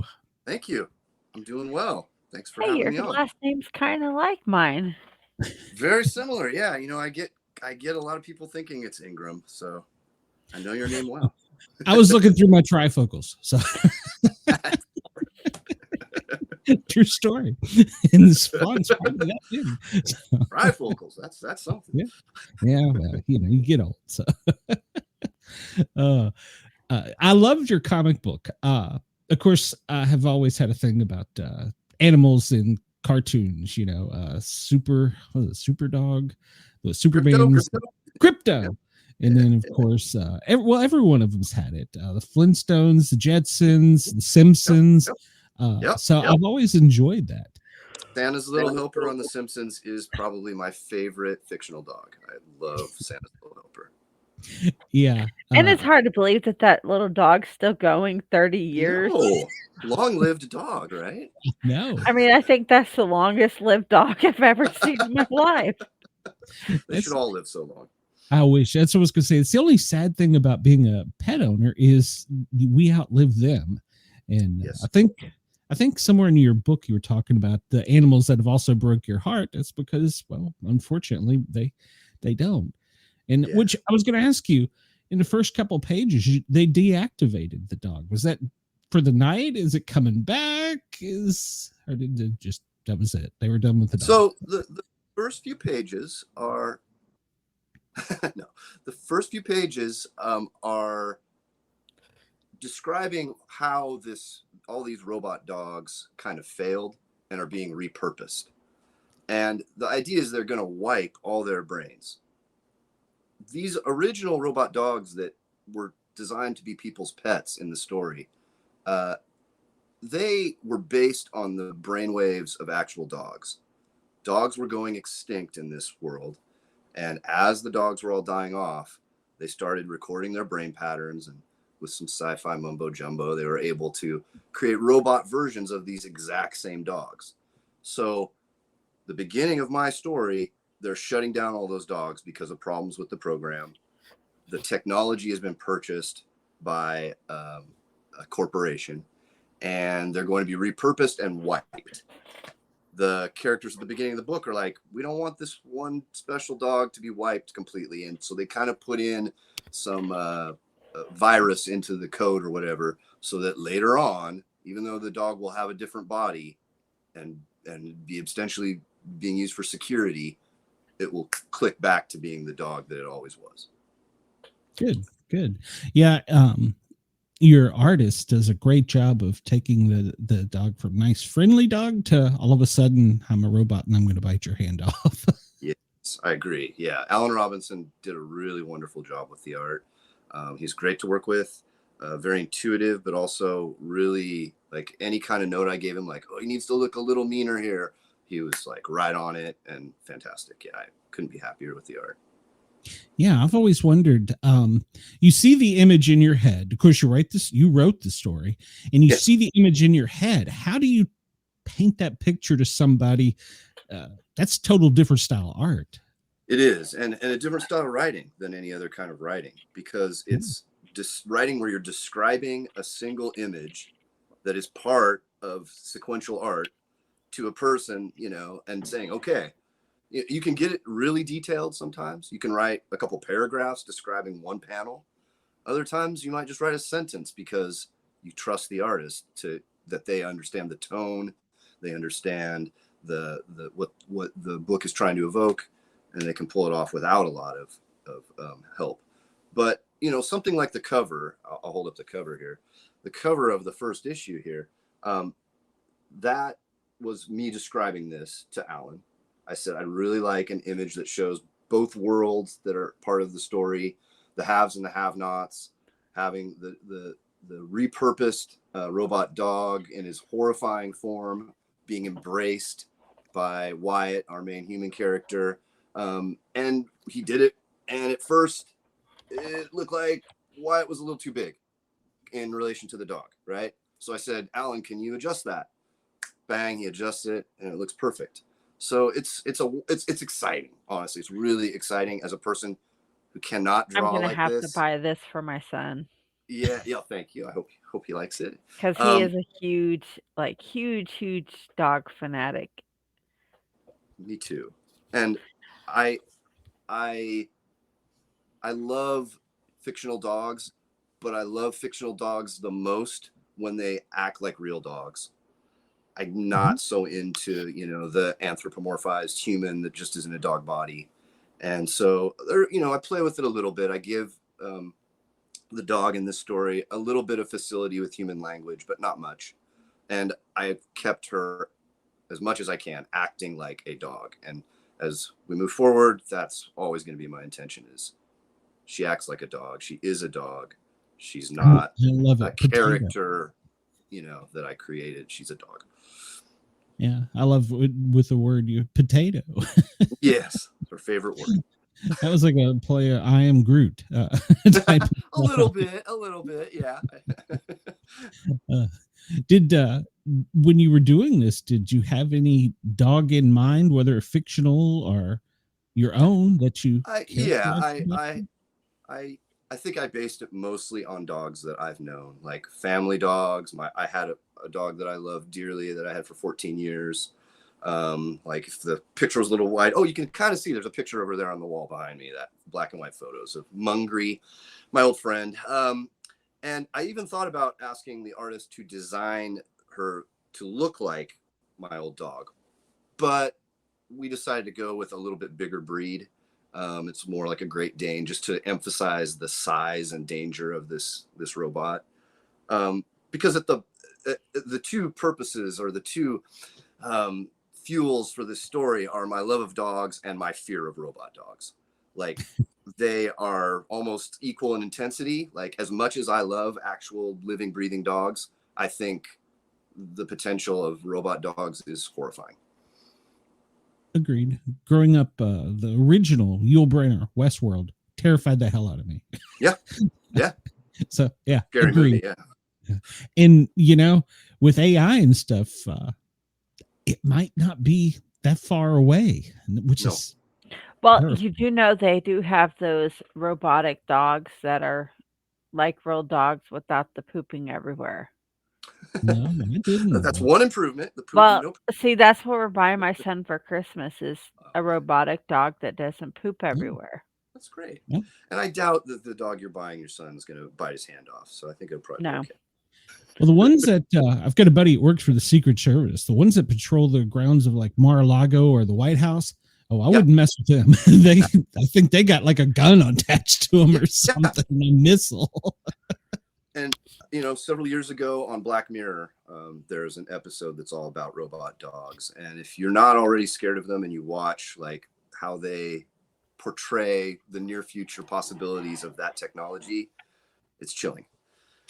Yeah. I work in public safety, and back when they had the only, knock on wood, bombing with the Boston City Marathon, yes, a few years later, they had robot dogs running with them that are ahead of them that could smell and detect danger.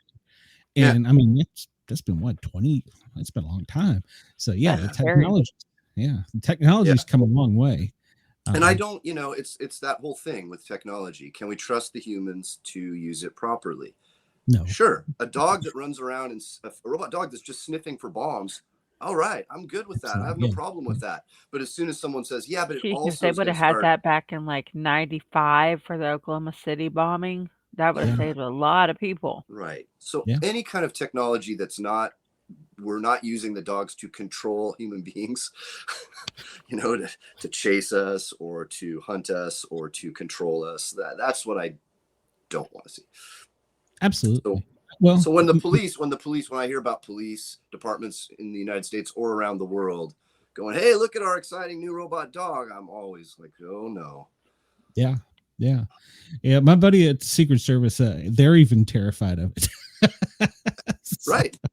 How, really, what could you do to stop a robot dog if it was built, the way that they could build them with the kind of balance and strength? Yeah. Exactly, Chris. He says you cannot trust some humans to use anything properly. Yeah. The military will probably figure out a anti-robot jammer or something. Yeah, right. And that's the problem. And you kind of touch on it there kind of lightly, but it was enough to where you got it that we really don't want that, So yeah. And then you touched on a couple heavy things in the book too. Yeah, I'm not super optimistic about the future right now. And so, when I start, okay, we're going to write about the future. I think one thing that worries me that I'm focusing on in this series is the future for kids and their future beyond when they're kids, when they grow up, but how it seems like around the world, we're moving closer to child labor, closer to young men and women being treated as adults when they're not really, people, pulling away safety nets that are helping young people grow and thrive. So Wyatt in Death Dog is, 30 years down the line or so, really feeling the effects of that kind of societal change. And he's, a kid who doesn't go to school, who works a job, who's living in a shed. He's got a hard life for a 13-year-old. Yeah, no, I'm afraid you're right. Like I said, public safety for 30 some years. And I'm afraid you're right. They grow up way too fast. So and when they shouldn't. Right. So we'll get off the heavy stuff, but you did. Well, I mean, no, you brought it in there and I thought it was good. And you kind of had just the right amount of, like when the dog come and bit his arm, our hand off. I was like, on point. Can we do that today? Yeah. Thank you. The balance between entertainment and making points, or making jokes and making points, is always like, you don't want to tip too far to one or the other, unless you're just going for laughs, which I'm not here. It's not meant to be all laughs. No, it's a serious story. I love it. Number 2's coming out in another 3-4 weeks. Something Yeah, like that. first Wednesday of December, which I think is the 3rd of Oh, December. that's not that far. No. Yeah, so it's approaching, and Yeah, it's a that's like 2 issue. Is that right? in 2 weeks. Yeah, it's 2 weeks. It's a 2-issue launch. If people are interested, then Hoy and I both want to do more, so that's the plan. And unusual for comics to do a 2-issue launch, but it kind of worked out. I tell it's sort of like a pilot for a television show, I would say. And when you get to the end of issue 2, you kind of got the world and what kind of the table setting is for the future of the series. The I lay think of I'm the gonna have land. to order this book because my son's birthday is on the 1st. That's great. Yeah, it's in my Kindle list already. So Thank you. Well, that will help it continue. yeah, well, see, that's one thing I hate about it. You'll fall in love with a comic and then it's gone. Yeah. So and especially now, the industry's really struggling with the Diamond distributor issues.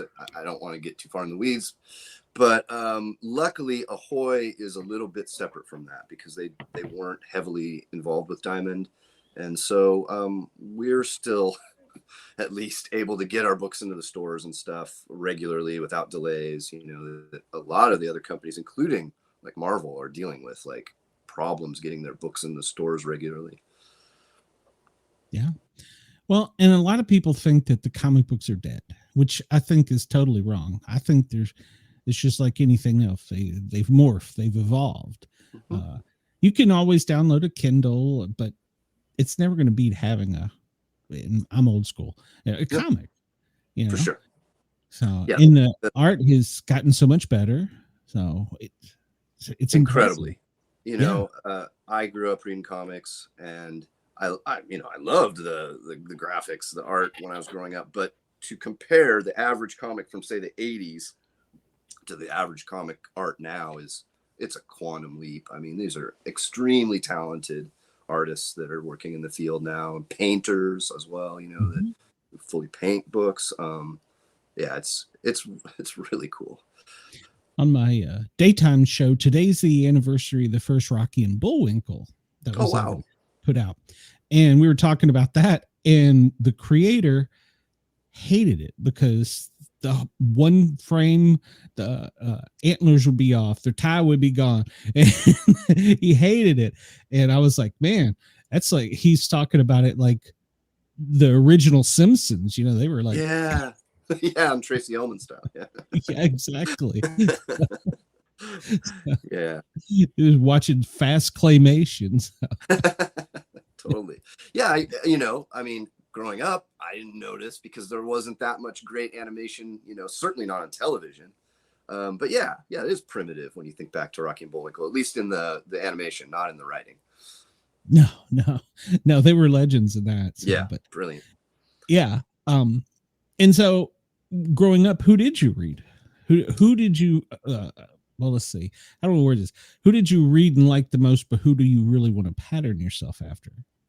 Well, I mean, when I was a teenager, Alan Moore hit, like, I was already reading Swamp Thing and kind of like, should I keep reading this comic? I don't know if I like it.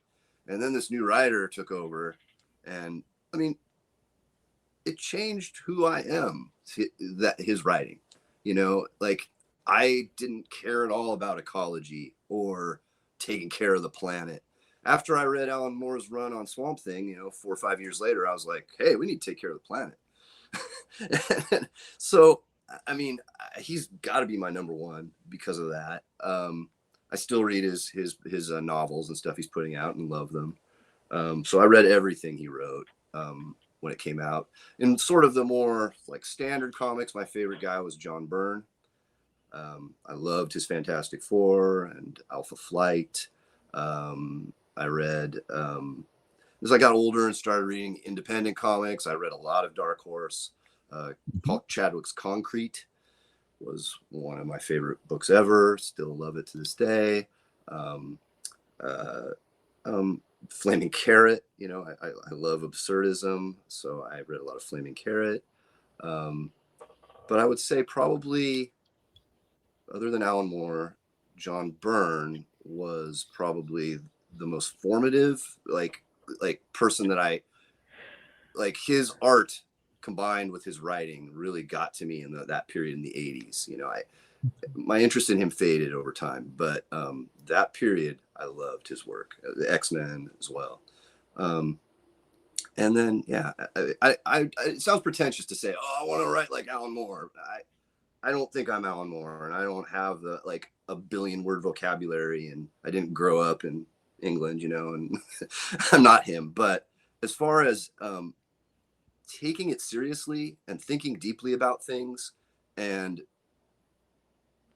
not going, it's just a comic book, or it's just a job, you know, like I really I get a lot of inspiration from him.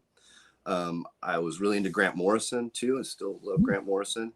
And one of the coolest things that's happened to me in my short career was like, we did a thing at Ahoy for our 5th anniversary where we did one of those things where one writer writes the first chapter, another writer writes the second chapter. Cool.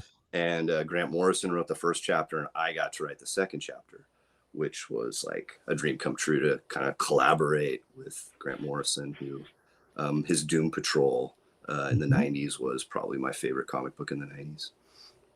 Yeah. So I don't know if I answered your question very well. Or no, you did. You did. But well, as what I can tell from your writing style with this, you do mix a lot of serious, but here's a little side humor. So you do kick that in, and I like that.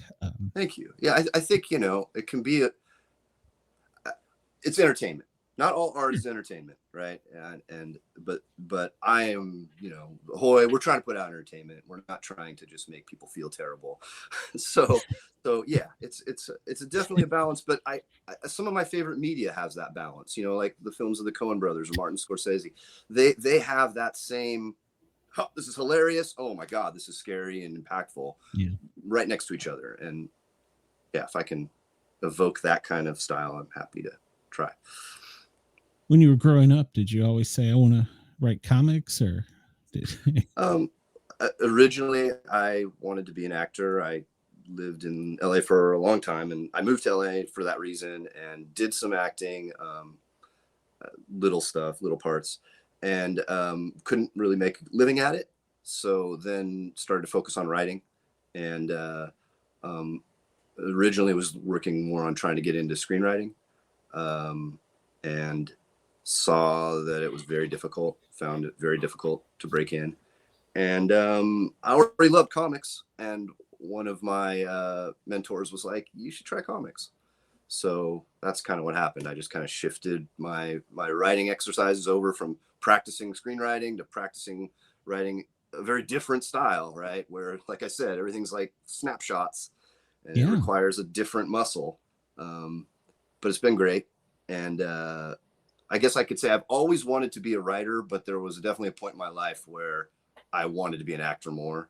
And I think that's part of just like being in your like 20s and like, you know, think that's a little niche, and it's hard to get into. So. Very hard. And, you know, it's so fun, you know, like some of the most fun I ever had was on TV and movie sets, but it wasn't easy to get those jobs, and I wasn't making a living. No.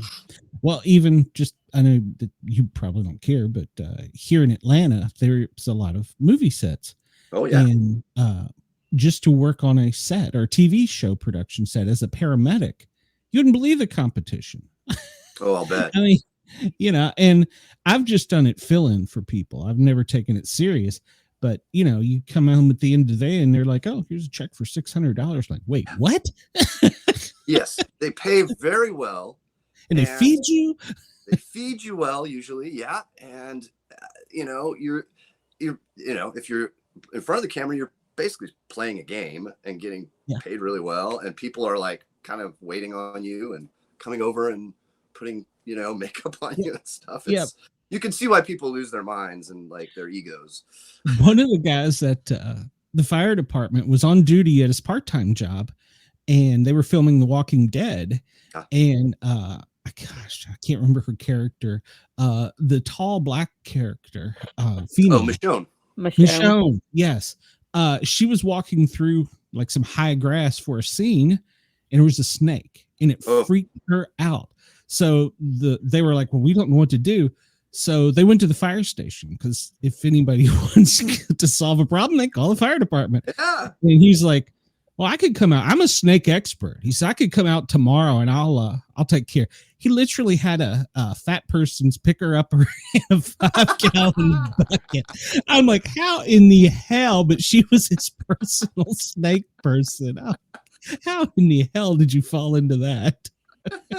That's a great story. So, and it's true. It's true. No, that's well, yeah. And I believe 100% that a Hollywood production would be like, oh, thank God, we found a snake expert. He said he's a snake expert. Hire him. And yeah, he's like BSing his way through it. Like, oh my God. And everybody trusts the fireman. Don't. I didn't know that. Yeah. But yeah, so, and then a few times I've been on set, and I don't know all their names, PAs and the people below the PAs. I've been called back and been like, hey, can you fill in on set? I'm like, oh yeah, you just need me to be a medic. And they're like, no, we need you on camera to play a medic. I'm like, well, it can be that hard. Yeah, no, you know how to be a medic, right? Yeah, okay. You're gonna blow something up. I'm gonna run some people away from it. I got it. Check. Oh, that's cool. Yeah, no, yeah. I know. I see the little Georgia peach at the end of all the shows and things I watched. I know. Or not the Georgia peach. Yeah, it's Georgia and Atlanta, both. Like, you know, like Georgia as a whole and Atlanta, right? Oh, yeah. Yeah, DC, Marvel. I don't know who their bigger companies are down there, but yeah, they've got whole sets. And it's impressive. We had to go inspect, we're getting sidetracked here, but they built a tank indoors to look like a ocean. And as the fire department, it was in our area where we, our station was. We had to go inspect it to make sure that it wasn't going to burst and flood everybody. And the sergeant's like, you know anything about this? I'm like, no. He goes, call the fire marshal. He's like, I got no clue. He's like, just go walk around it, and if you see any leaks, tell him it's bad. Once again, trust the fireman. Another example, right? Yeah. So yeah. And then at the end of it, they actually called us back. They did blow it up. Oh wow! Oh, that's nice. We got to hang around for that. But it's like, oh yeah. Sometimes you just kind of fall into things, but it is funny. But that's the way life is. And as you were talking about with comics, you just kind of find something you like. Yeah. Now, you're at home with Ahoy. Are you planning on doing other, like a different comic, or how's that? Yeah. I don't know how it works. Do they have you do just one, or can you do multiple? Sure. I could do as many as I want. There are exclusive contracts, but they're usually with Marvel or DC. Like Ahoy or companies like that generally don't do exclusive contracts with their talent. So yeah, I mean, I've worked for another company called Dynamite, doing some stuff with the character Red Sonja. And I have some things I can't talk about with other companies that may be about to happen. Cool. And hopefully more with Ahoy. I did a whole humor series at Ahoy for 15 issues over the last several years called My Bad, which was sort of it's sort of the tone of, if you know What We Do in the Shadows, the vampire movie or vampire TV series that is like comedy, right? It's like it's like Seinfeld with craziness. So we did that with superheroes at Ahoy, wacky superheroes. Like one of them is called Rush Hour. He's the world's #1 traffic-based superhero, and he flies around and helps people with traffic, spanks tailgaters, pulls them out of their cars and spanks them and stuff. He's best friends with a kind of inept supervillain called Emperor King. They have a chimp they hang out with called Acid Chimp, who the supervillain trained to throw acid on people, but then they realized that was a bad idea, so they're constantly trying to stop the chimp from throwing acid at people, but the chimp always is able to find acid somehow. Bad idea. On and on and on. And Yeah, so that was really fun. We hope we could do some more someday, but we got 15 of them out, which is not bad in today's comic book industry. I was gonna say, short of like the big names, what is an average run? These days, 5 issues, maybe 10 issues if you're lucky. And even at the big companies, like I'm really good friends with Mark Russell. I've worked with him. We've co-written some things together, and he's a good friend of mine. And he's a big writer at Marvel and DC. And he did an X-Men book called X Factor. It was popular. People liked it. It lasted 10 issues. I can't tell you how they make these decisions at some of these companies. Marvel's owned by Disney, so I don't know. Yeah, and that's probably it. You know, it's like, well, this isn't the IP we're interested in promoting right now. Yeah. Not a big fan of Marvel, so. You know, I love the characters, but I can't say a lot for. Well, I should probably be quiet if I ever want to work for them. Yeah. It'd probably be good we for my got career like to 2 work people with them. watching. You're okay. So. But I hear what you're saying, Harley. Now, I'm a DC fan, so. Yeah, no. Yeah, And it's fine. DC, honestly, is a really good company and really good people work there. Yeah. Great characters. Yeah. We are live in Australia. How do you have you ever worked overseas? How does the comic market work in other places as opposed to here? Yeah. I had a handshake deal with a French company called Humanoids, but they just went out of business due to the chaos caused by the distributor issue with Diamond. So that's not going to happen. But yeah, there's companies all over the world, and comics are published all over the world. And if in a place like Australia where they speak English, you know, we can just ship our stuff over there. And so, yeah, we're definitely available. And then if things get popular, they translate like to other languages. So yeah, it's absolutely an international field. And Japan, of course, you know, manga is huge, right? Like I would love to. My daughter is obsessed with manga. Yeah. Well, they are obsessed with it. And so, yeah, I have no clue about it. It's probably the most popular kind of comic book with young people now is Japanese manga. Wow. Yeah, well, the best I know is like Ultraman, Speed Racer. Yeah, right. That's my era too. I used to watch Ultraman. Yeah. But, you know, there's great manga. Bring him back to kill him. Sorry, what was that? Marvel's actually going to bring him back to kill him. Oh, of course. That sounds like makes perfect sense. Yeah. You know, there's always been great manga. I highly recommend Lone Wolf and Cub, which they made into a series of movies in the 70s. But Lone Wolf and Cub is a fantastic comic book series. You know, the samurai who's got a son on his back and has to protect his son while he tries to exact revenge on the people who killed his wife and all his other friends. I got into the Transformers because the comic book shop in Alexandria, Virginia had the big European copies. 8.5 by 11, and that's how I got into Transformers, and I was hooked after that, and I would buy everything that was Transformers comic wise. And so yeah, I like that. But I do like the big sizes. Those big sizes are great. My 21-year-old daughter has been into Japanese anime since she was 3. Wow. Because her and her stepdad used to watch Inuyasha when I was pregnant with her brother. So they'd watch Inuyasha together. And it stuck. Yeah. Yeah, I've been trying to turn my nieces on to like Miyazaki and some of the best anime. I was going to say, now what do you recommend for cartoons for kids? Obviously the Magna, but... Oh, you mean... comics or well animated on TV and then as comics as well. I mean, aside from recommend for kids, that's a good question, and I don't know that I have a great answer of what I would recommend for kids in the world of like TV animation or something, because lot of it is not very little kid appropriate. Like Inuyasha really That's was the problem. not appropriate for her to be watching Yeah, this is at what the 3. kids I know.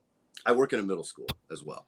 So the kids I talk to, you know, they're like into like Demon Slayer and stuff like that. Well, I can't say that I recommend that for kids, you know. If Well, they don't like kids, they might not be allowed to watch it, you know. I don't know. my daughter likes the Black Butler and something Academy. I can't remember the name of it. Oh, the Hero Academia? Yeah. My Hero Academia. Yeah. That's very popular too.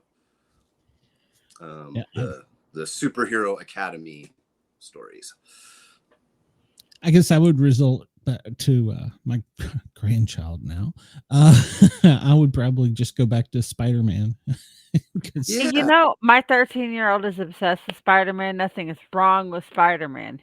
No. The newest Spider-Man cartoon, which I have not seen, has people say is fantastic and great for kids, and it gets rave reviews. I mean, the Miles Morales, the 2 Miles Morales movies, if we're going to talk Spider-Man, you know, the Into the Spider-Verse movies, those are very well done. And I love them. I mean, I liked the Harley Quinn series that was on HBO. Not for Harley kids. Quinn and it's not for kids, but still. Yeah, I know I'm still lots of traumatized cartoons about that I what they like did with that I Velma. can't recommend to kids. I mean, cartoons are not like they were when we were younger. No. Not at all. They were, well, they weren't really appropriate then either. Yeah, that's the problem. We were tainted. Started all this.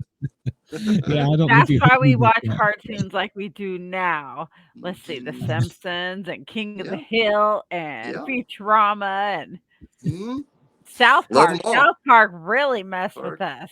Yeah, South Park still to this day is messing with them. Yes.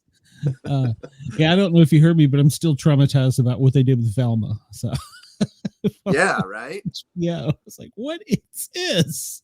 Yes, so true. My wife is like, "Are we gonna watch this?" And I'm like, "Yeah, no." And then when you're gone, yes.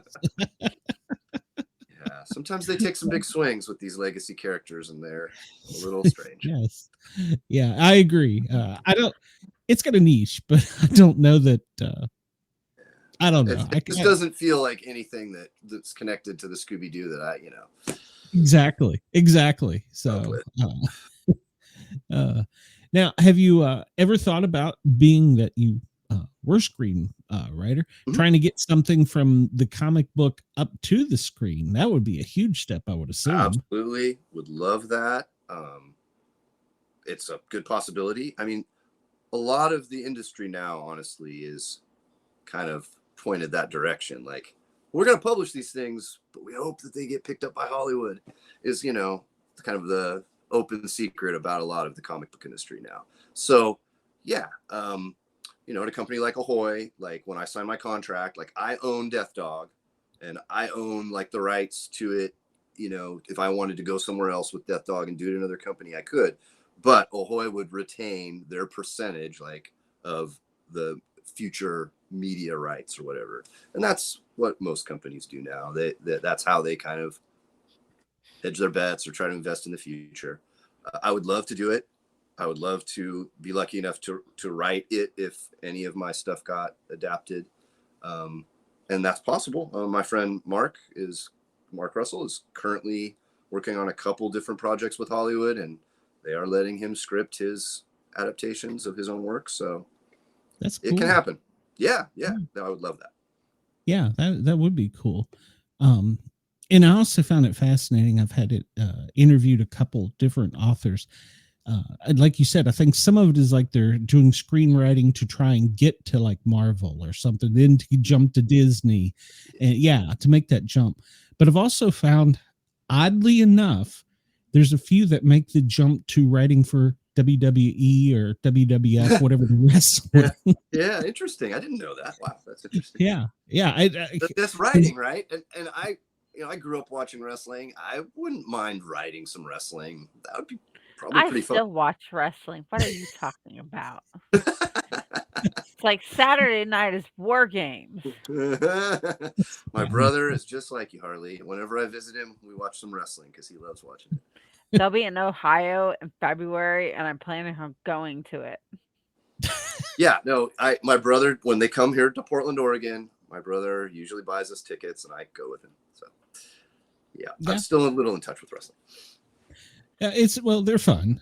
They are. And I guess I haven't gotten into it since I think you kind of hop in. You need to watch War Games Saturday. AJ Lee's wrestling. Oh, I could do AJ Lee. Well, no, whoa, wait a minute. That sounded wrong.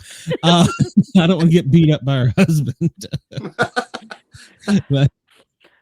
But yeah, it's oddly enough, I've heard that from a couple people. They're like, well, we can go over here and write because this is somehow like writing comic books. And I'm like, well, how does that transfer? And they're like, it's all scripts. Wrestling is like soap operas. It really is just a different form of it. It's more melodrama, but it's still soap operas for men. Yeah, I would agree. Except I think nowadays more women watch wrestling than men do, but that's just a different story. There's a lot of women in the crowd when I go with my brother. Yeah. They're there for the muscles. So. Actually, they're there for Rhea Ripley. I have no idea who that is. So I'm guessing it's a woman who's a wrestler. When we would show up on a call at the fire department, they're like, "Where are the guys in the calendar?" They're just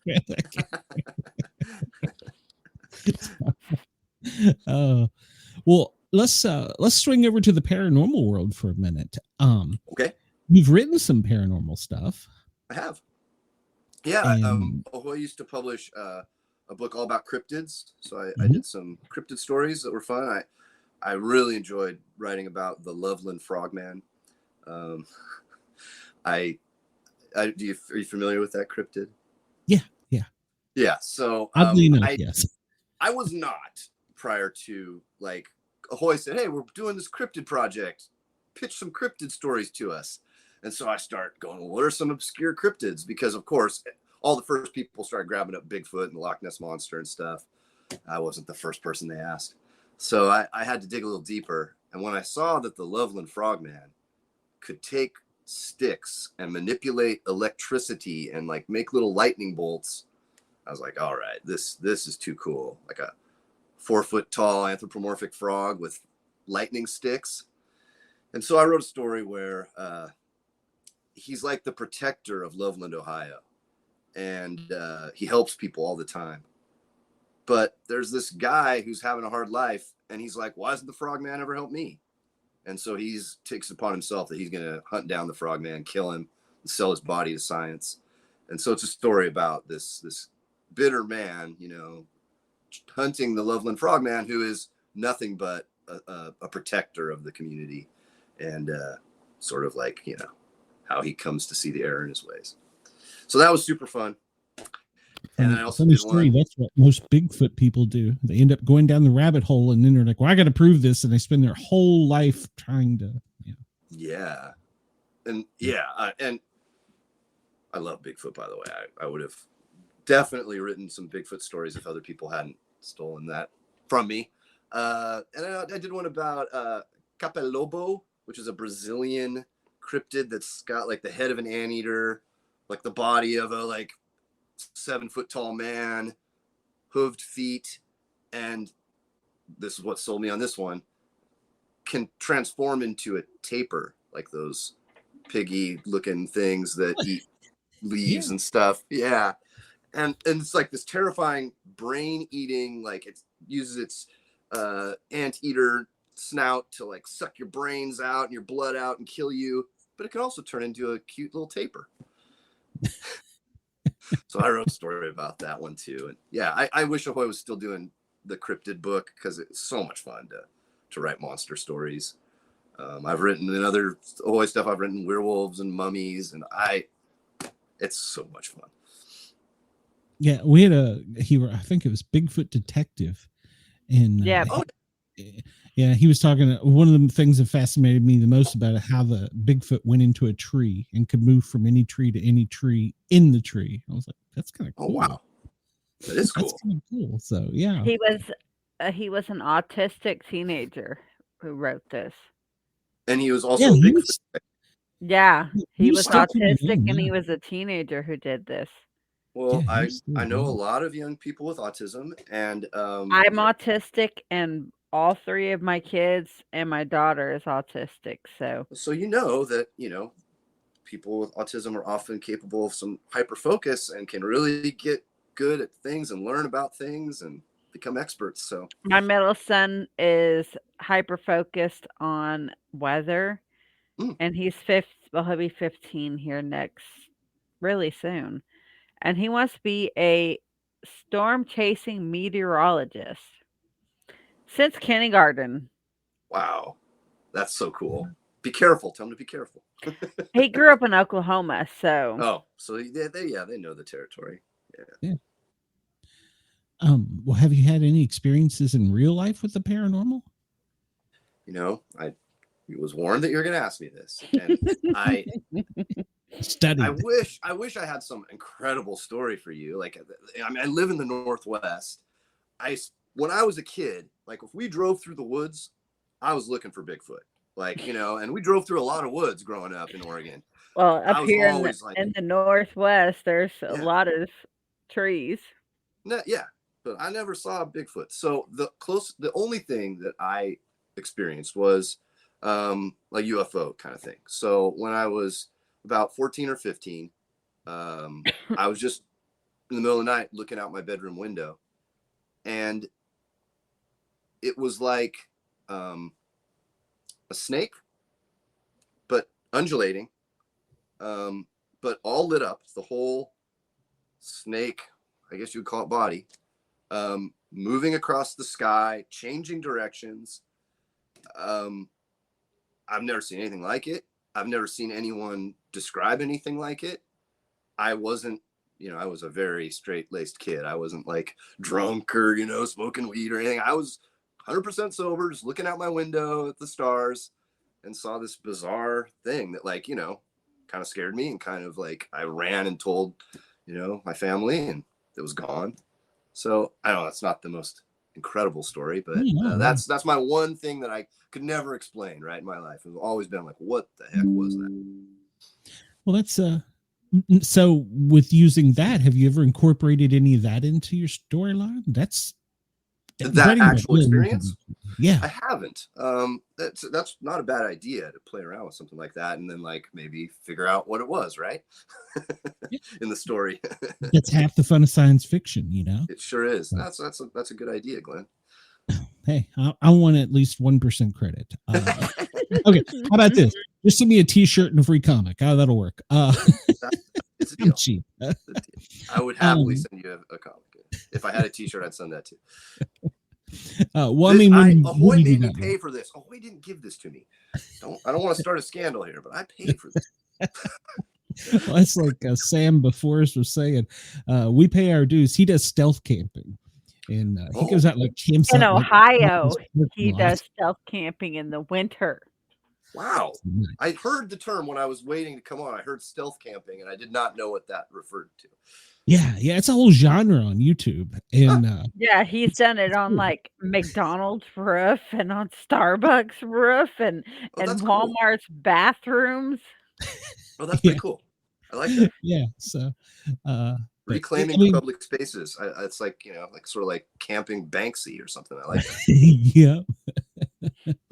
Yeah. Joseph, that's you like that movie. Where's Northwest Wind? We had him for an hour, and he was the first half of the show. That's right. Cool. Yeah, he does weird things like so. There's a genre for everything, There is. But as he was saying, when they get camping gear or something, they pay it forward, to do a show. So it's the same with that. So being a content creator is hard in this world. Sure is. Yeah. But no, you could make some with that. What do you think about now the talk is this 3-eye atlas? the comet that's in Yes, space. that was behind the sun. Yeah. Yeah, and now they're like, well, it could be alien, but we don't know. It's like, how the hell do you not know? We went to the moon in the 60s. How do you not know? Yeah, it's that's scary to think about how much we don't know about the universe, and I guess this is such a object that's so far outside of our solar system, right, that they're kind of confused by it. I've been following it like regularly, like reading articles about it. The last one I read, they were speculating that perhaps it had blown up. Yeah, it was supposed to sublimate, which is basically dirty snowball, heats up, it booms, but it didn't do that. So now they have confirmed that it's reemerged from the sun? Yes, yes. Wow, and the latest thing is they say it has 9 jets off the side, but that's normal because it's the off-gassing from the blah, blah, blah. And I'm like, yeah. You just said jets. Yes. No, so. I've been fascinated by that. And going on like the futurist website or whatever is like writing it's like writing field work. It's like okay, what kind of ideas, what kind of things are going on? Like, oh, there's a strange comet or maybe not comet that's going behind the sun. I mean, there's a lot of fodder for stories and those kinds of things. And I wrote years ago when the first autonomous vehicles were starting to pop up on the roads. I wrote a whole story about that because it's like, oh, I'm fascinated by this idea. Like, it's hasn't gone that far in most cities, but like if you're in Los Angeles now, it's kind of just a standard thing to see these autonomous Waymos driving around. Yeah. So I love reading about whatever's going on the cutting edge. Yeah, yeah. And I don't think I think we would actually be arrogant to think we're the only ones in the universe because mathematically we know a speck of dust compared to everything. Yes. So I think we'd be foolish to. No. But what I would bet that we are not alone. No. Not even close. No. And they're probably driving by going, they smell funny and they're pretty dumb. Yes. Have either of you seen the Plurbius, the new show Plurbius? Mm-mm. It's a fantastic new show that's on Apple. And the premise is some aliens communicate with Earth. What they communicate to us causes some real issues on our planet. Oh, Glenn, don't do Apple. No, I do. I've got an iPad. I'll pay for Apple TV. So I have Apple TV. You can use mine. Yeah. I highly recommend Plurbius. It's great sci-fi. Okay, I will check it out. I'm always up for something new. And before we let you get out of here, what new do you have coming up? Obviously, number 2 is coming out in, you said 2 weeks. Yep. What's after that? After that are a couple of projects that I hope I can announce soon. One of them is creator-owned, like my own thing. The other one is another like legacy character from the media that a company other than Ahoy works with. I've been doing some writing at Ahoy. Ahoy's got the Toxic Avenger license from those old movies and the new movie with Peter Dinklage.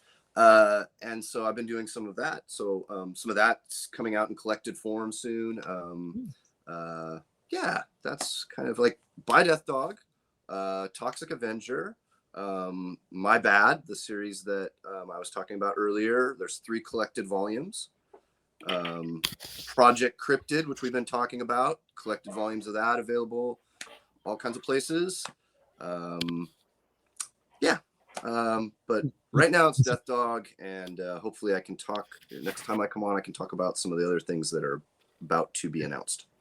Absolutely, we want you back. I mean, the hour went by quick, but yeah, we want you back, and maybe you'll have some cryptid encounters between now and then. So I hope so.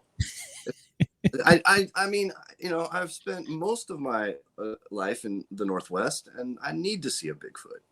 It's funny. I went to visit some family out there, and I mentioned Bigfoot, and they're like, "Oh yeah, he exists."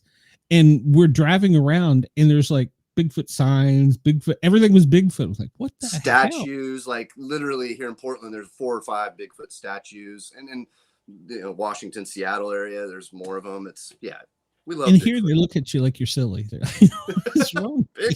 Brain damage. I mean, there's so many wild places and so many woods here. It's easy to believe, right? It's easy to believe that there could be those guys running around out there. Oh yeah. Well, I mean, if you look at he's into the whole Bigfoot. Yeah, thing. Bigfoot's my jam. Mine's the whole possessed dolls. No. Well, my sister-in-law Annabelle looks possessed. No. My sister-in-law has a little old one of those porcelain doll type dolls. Those ones are the scariest ones of them all. And why would you want a porcelain? Her kids are all scared of it. They try to hide it, put it in the closet and stuff because they don't want to look at it. Even worse, in my house, the Raggedy Ann doll is not allowed in the house because that is the original Annabelle doll. No, I'm good. And then the Robert doll, that's even more possessed than Annabelle. Yeah. Nope. Your house is haunted, Andrew. Well, come on the show. Maybe you should smudge it with well, sage. We've had people that but come in and have all kinds of stories about that stuff. So yeah. And we've had people come on and talk to us about aliens and some encounters, and some people say, "Oh, it's crazy stuff," but they seem pretty genuine people to me. So I don't know. I'm not one to judge. So well, like you said about the arrogance of thinking that we understand the whole universe and what's possible in it. We don't even understand our own planet that well. And no, we don't even know what's under the ocean, really. Exactly. So it's crazy. So yeah. So we need to be less arrogant about those kind of things. Absolutely. All right, Bryce. Well, I'm going to hold you to that. When you get your next thing coming up, I'm going to hold you to it. You got to come back and visit with us and tell us about it. And tell them where they can find your books at. Yeah. Death Dog, you're going to find at any good comic book store. There are comic book stores that won't order from, the smaller companies. So I can't guarantee it's at every store. But once these things get collected, then they're easy to find. They're, in Barnes and Nobles, and they're online and all kinds of stores. And of course, if you're not like Glenn and I, and you're okay with reading digital comics, these are available digitally for people to download to their iPads at the Amazon comic book store, whatever they call it these days. All right. Audible. Yeah, they kind of pulled it all Kindle. together, right? On the Kindle. I think it's all one thing. Yeah. It used to be called Comixology, but I don't think they call it that anymore. Yeah, I don't know. All right. Well, Bryce, thank you very much. I appreciate it. And hopefully you'll get some followers in Australia now that we got you turned on over there. So I'd love it. All right, man. Have a great night, and definitely keep up with me. You got my email. Let me know when you get the next one going. So okay. We will see you soon. Thank you, Glenn. Thank you, Harley. Thank you. You were the one that gave us your time tonight. Thank you, sir. So have a good evening. Yeah, you too. Bye. Andrew said he saw a UFO 8 years ago as well.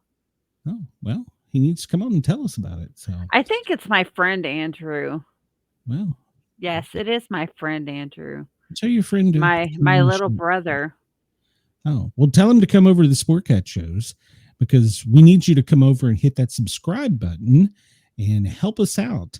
All right, Harley, you got anything else going on? We're about out of time tonight. Well, Sunday we have 23 horror stories of Thanksgiving.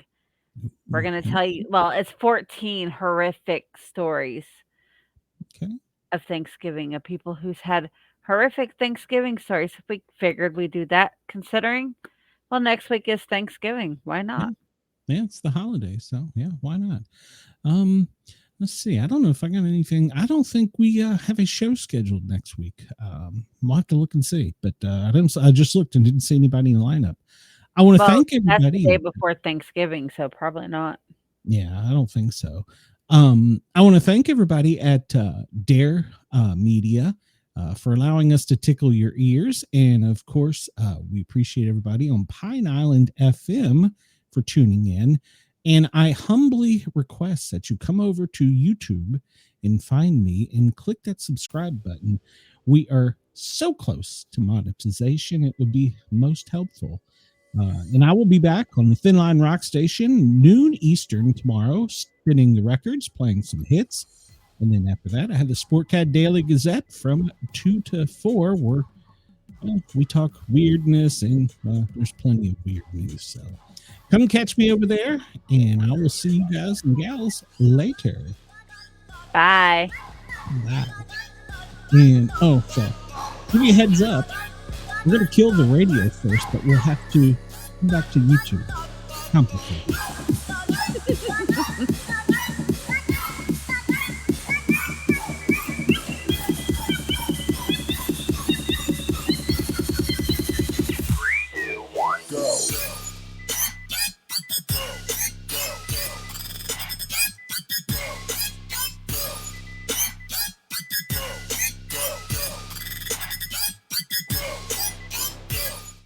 And we are clear of the radio, and we're still live on YouTube. I want to thank everybody for hanging out the extra 2 minutes.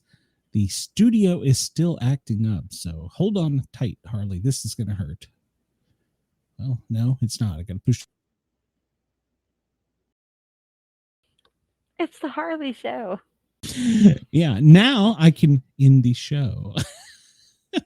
It's the weirdest thing. Everybody have a great night. Please come over and subscribe. We appreciate it. Bye.